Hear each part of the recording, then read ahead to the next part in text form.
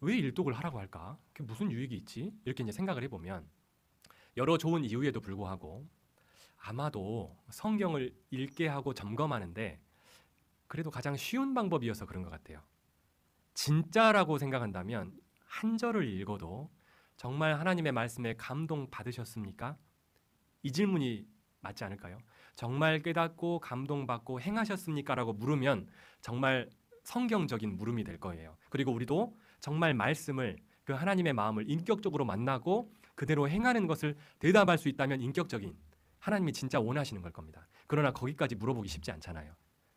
그러니까 일독했어요? 라고 물어보는 거죠. 그러니까 일독은 좋은 거지만 함정도 있는 겁니다. 그래서 하루에 그냥 3-4장씩 쳐내버리지 않습니까? 저희가 그냥 그냥 3장 읽자. 잠오다가 막 읽고 그러니까 쳐내버려 하루 종일. 그러니까 이건 하나님의 마음과 내 마음이 맞는 거예요? 맞지 않는 거예요? 사실 그래도 그 하는 마음은 참 좋고 귀한 거고 감사한 거긴 한데 어울리지 않아요. 하나님의 마음에. 그러니까 그 통로를 우리가 점검해 보는 겁니다. 말씀을 읽는데 어떤 마음으로 읽고 있는가?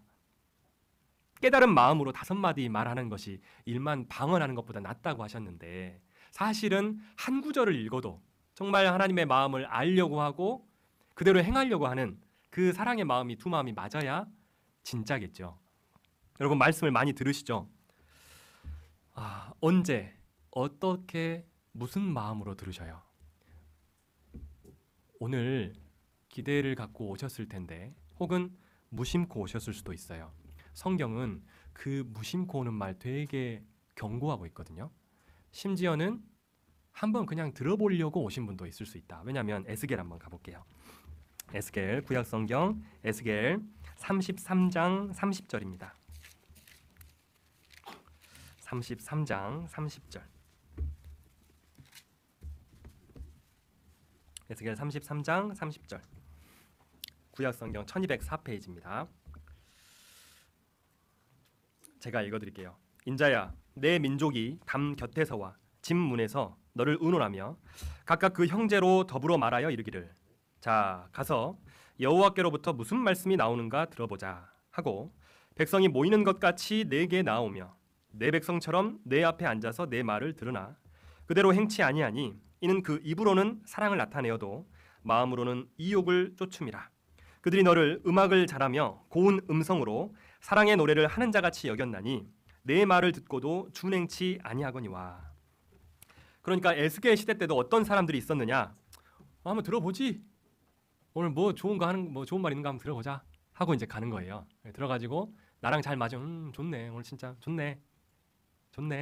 하고 이제 가고. 뭐 자꾸 뭘 하라 그래. 왜 이렇게 혼내 교회 왔는데. 좀 위로 좀 해줘. 나 진짜 너무 힘든데. 이럴 수도 있잖아요. 근데 이때에도 오기로는 하나님 백성처럼 와가지고 앉아서 듣는데 행할 마음은 전혀 없는 거예요. 마음은 이욕을 쫓음이라. 딴 게 더 바쁘거든요. 그러니까 마음 쓰는 것은 하나님 편에 있지 않기 때문에 그냥 들어도 삶이 변화가 안 되는 거예요. 왜냐하면 어차피 바꿀 마음이 없어요. 그 마음으로 듣기 때문에 그냥 오늘 말씀 좋았네 정도인 거예요. 가슴에서 뭔가 공감되고 감동이 있으면 좋았네. 그래서 그 말씀을 듣는데 행하려는 마음이 없으면 그러니까 그 통로예요.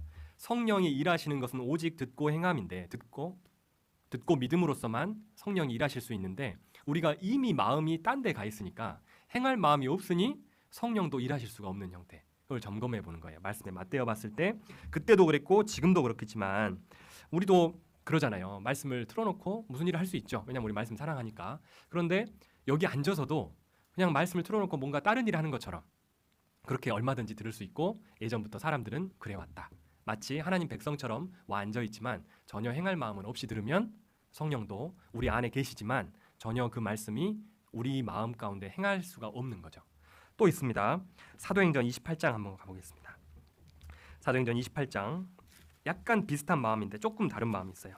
사도행전 28장 25절입니다.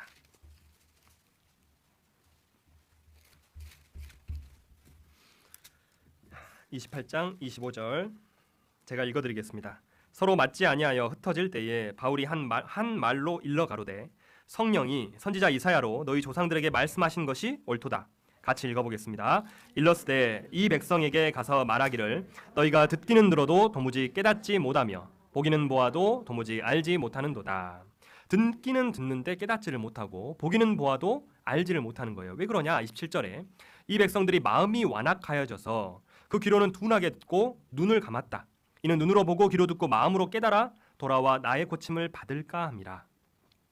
이 말씀은 사실 신명기에 너희에게 보는 눈과 듣는 귀를 주지 아니하였다. 이런 표현이 이사야가 인용을 했고 이사야가 인용한 것을 이 사도들이 인용했고 또 예수님도 인용을 했어요. 복음서에 많이 나오는 표현입니다. 듣기는 들어도 깨닫지 못하는. 그러니까 무심코예요. 무심코. 이거는 많이 걸려요. 저도 걸립니다. 무심코. 오늘 아침에 샤워를 하고 제가 수건은 검은색이지 하면서 검은색을 뺐어요. 닦으려는 순간 그 밑에 뭐라고 써져 있었더라? 발 전용이라고 써져 있었어요. 어제 저는 이미 검은색을 한번 썼습니다. 어제 저녁에. 그리고 오늘 아침에 어제 쓴 수건이 무슨 수건이에요? 발 전용 수건을 제가 쓴 거예요. 무심코. 무심코는 그런 거죠. 그리고 제가 이제 넣어놓고 흰 수건으로 제가 닦았는데 이 무심코가 정말 무서운 것 같아요. 왜냐하면 아무런 변화가 일어나지 않거든요. 그러니까 원래 그냥 11시부터 12시 20, 30분까지는 말씀이 있는 거고 원래 그냥 교제하기 전에는 말씀이 있는 거다. 제가 꽤나 그렇게 많이 생각을 하면서 신앙생활을 했던 것 같아요. 봉사를 열심히 할 때도 있었습니다만은 의뢰 프로그램을 짤 때 시작할 때는 말씀이 그래도 좀 있고 그 후에 뭔가를 하는 형태로 계획도 많이 했어요. 그러나 안타까운 것은 무심코 많이 들은 것 같아요. 그러다 보니 그냥 말씀은 어떤 순서였던 것 같아요. 순서지 내가 그 말씀을 귀히 여기고 성령께서 일하시고 활동하게끔 기대하는 마음으로 들은 적이 그렇게 많이 없었던 것 같다라는 생각이 좀 들었습니다. 그러니까 이 무심코가 결국 들어도 무덤덤. 자, 반면에 이런 사람이 있는 거예요. 맨 처음에 접어놓은 잠언 8장 찾아보겠습니다. 접어놓으셨죠? 안 적어놓나? 잠언 8장 34절. 잠언 8장 34절. 자, 읽어보겠습니다. 누구든지 내게 들으며 날마다 내 문 곁에서 기다리며 문설주 옆에서 기다리는 자는 복이 있나니. 이런 마음. 이 마음이 저 에덴 동산에서부터 사람과 함께 하시고자 스스로 나타내시고 준비하시고 계속해서 일하면서 결국 내 마음까지 오신 그분께 합당한 마음이겠죠. 이 두 마음이 만날 때 드디어 성령이 일하시는 겁니다. 그 길밖에 없어요. 누구는 덤덤히 앉아 나 오늘 너무 힘들었네 이런 분이 계신가 반면 누군가는 너무 은혜를 받고 나 진짜 오늘 이거라도 행해야겠다. 오늘 행할 것 하나를 쓰신 분 그것을 돌아보고 묵상하고 비록 삶이 바쁘기 때문에 많은 말씀을 집중해서 읽고 묵상하지는 못하지만 그 설교 시간에 들었던 그 구절을 계속해서 되뇌이고 하나님 앞에서 계속 연결되어 있는 상태. 누구든지 내게 들으며 날마다 내 문 곁에서 기다리며 문설주 옆에서 기다리는 자는 복이 있나니. 계속 기다리는 거예요. 하나님도 찾으십니다. 여호와의 눈은 온 땅을 두루 감찰하사 전심으로 자기를 향하여 찾는 자들에게 능력을 베푸신다. 그러니까 그 두 마음이 있는 거예요. 하나님은 계속 찾으셔요. 누가 나한테 마음이 있나. 그리고 이미 이 안에 계셔서 그 마음을 너무 기다리고 계신 거예요. 내 마음을 비춰보는 겁니다. 이 말씀에. 자, 신앙은 진화합니까? 진화라는 아주 불편한 단어를 썼습니다. 왜냐하면 틀렸다는 것을 질문에 담기 위해서 그랬습니다. 신앙은 진화하지 않습니다. 절대 저절로 변하지 않아요. 성경은 하나님은 인자한 분이기도 하지만 달리는 자들에게 상 받는 자는 한 명인 거 아니냐. 하나님은 분명히 마음에 따라서 행한 대로 갚아주시는 분입니다. 그래서 상이라는 게 그래서 있는 거잖아요. 자, 하나님의 마음을 정말 알아볼 수 있는 잠언의 말씀이 2장에 있어요. 잠언 2장 1절 앞으로 좀만 넘기면 있죠. 자, 하나님의 문 앞에서 그 기다리는 마음을 잠언은 이렇게 표현을 했습니다. 1절에 내 아들아 내가 만일 나의 말을 받는다. 나의 계명을 내게 간직하며 간직한다. 여러분 얼마나 많은 음성 데이터가 있습니까? 그렇죠? 다 듣고 흘려버리잖아요. 자, 그런데 누군가는 여호와의 말씀을 받는 분들이 계셔요. 그리고 받을 뿐만 아니고 이거 흘러가 버리기 때문에 간직하는 분들이 계십니다. 그러니까 이 잠언 2장 오늘 2일이니까 2장 샥 읽어버리면 이 하나님 마음 느끼기가 좀 쉽지 않은데 받는 사람이 있고 간직하는 사람이 있는 거예요.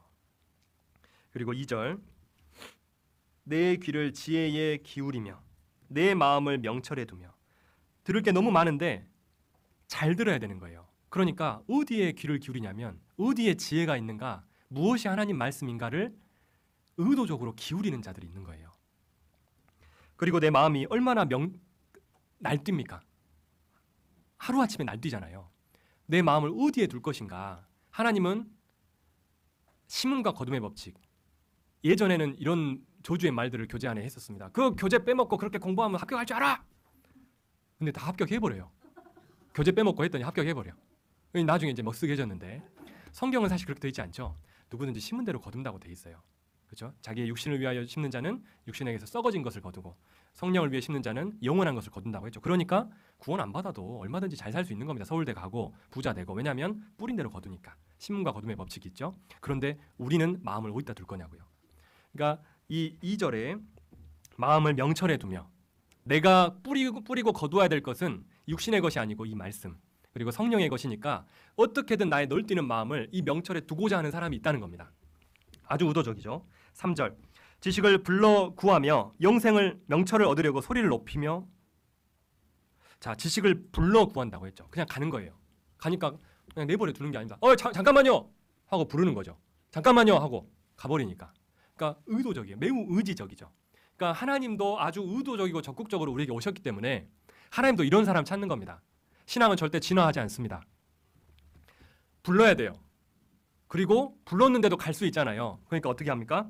소리를 높이며 잠깐만요. 아주 의지적이고 적극적인 자세를 이 잠언은 쓰고 있어요. 그리고 4절 은을 구하는 것 같이 그것을 구하며 감추인 보배를 찾는 것 같이 그것을 찾으면. 자, 은을 구하는 것 같이. 여러분 회사에서 일 열심히 하시죠. 교회에서 어떻게 하셔요? 회사에서는 돈을 주니까 하는 겁니다. 자, 교회에서는 돈 안 주죠.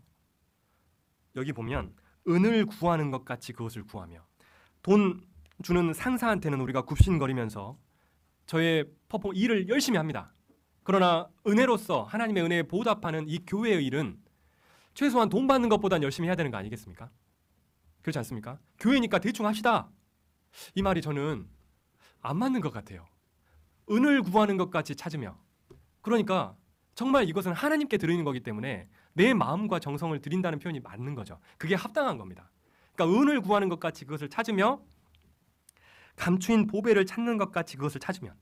정말 보석 찾듯이 이렇게 찾은 그 사람이 뭘 깨닫냐? 5절 같이 읽어보겠습니다. 여호와 경외하기를 깨달으며 하나님을 알게 되리니. 여호와 경외하기를 깨달으며 하나님 알게 되리니. 교회는 이래. 뭐는 이래. 여러분 우리가 너무 함부로 아는 듯하게 이야기를 하는데 이렇게 해도 될까 말까다라고 성경은 말씀하고 계셔요. 정말 그 마음이 있는 사람이 불러 구하고 보물을 찾는 것처럼 교회에 일하고 말씀을 찾아 읽고 누구든지 날마다 내 문 곁에 서서 듣는 그 마음이 하나님의 그 마음과 딱 맞아야 비로소 하나님께서 성령께서 일하시는 거죠. 왜 성령께서 그렇게 멀게 느껴지냐? 임마누엘 하나님이라는데 왜 임마누엘이 아니냐? 나한테 이런 마음이 없다라고 저는 비춰집니다. 그래서 잠언 2장 1절부터 5절까지의 말씀은 사실 하나님의 본심이에요. 나에게 합당한 대우를 하라는 거죠. 하나님은 서늘한 에덴 동산에서 그리고 불기둥과 구름 기둥으로 그리고 성막에서 그리고 성전에서 그리고 예수 그리스도님 그리고 성령님으로 우리 마음까지 오시는데 온 신경을 다 쓰시고 전심으로 찾고 계십니다. 우리는 어떤 마음이어야 될까요? 정말 이 잠언 2장의 1절부터 5절까지 정말 하나님을 정확히 알게 하려는 우리의 의지적인 마음이 하나님과 닿아야 되지 않겠습니까? 그래서 구원은 사람이 결심한다고 해서 받는 게 아니죠. 하나님께서 주셔야 되고 믿고자 해야 됩니다.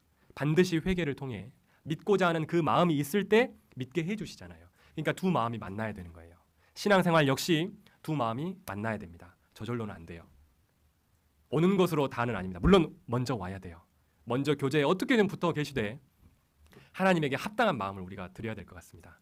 그러면 진정 주시고자 했던 그 평안, 그리고 개그 프로그램 보면서 웃는 값싼 웃음이 아닌 정말 눈물을 흘리며 씨를 뿌리는 그 자가 거두게 되는 진정한 기쁨, 함께함으로써 성취하는 그 놀라운 영적 성취감, 그 기쁨을 우리가 누리고 가까이 계신 하나님을 매 순간 굳이 성전까지 갈 필요도 없고 언제나 어디서나 함께할 수 있는 그 하나님을 만날 수 있을 겁니다. 그래서 그 두 마음이 만날 수 있게 우리 마음을 점검하고 기다리고 적극적으로 구해야 될 것 같습니다.